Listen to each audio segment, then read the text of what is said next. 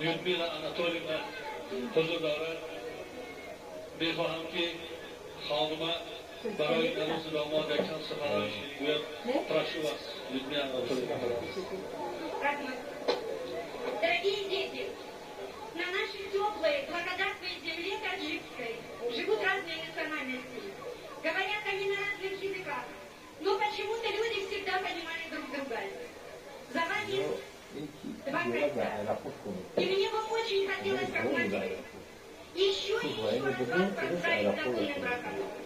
Очень хочу, чтобы наше небо таджикское и теплое было всегда голубым, чтобы наша земля таджикская благодатная, чтобы всегда давала богатый урожай. И очень бы хотелось, чтобы люди были всегда братьями. А вам, дорогие дети, совет, мир, да любовь. Ну и в честь такого тоста я бы хотела для вас персонально, ребятишки, называть. Совет вам дай Бог.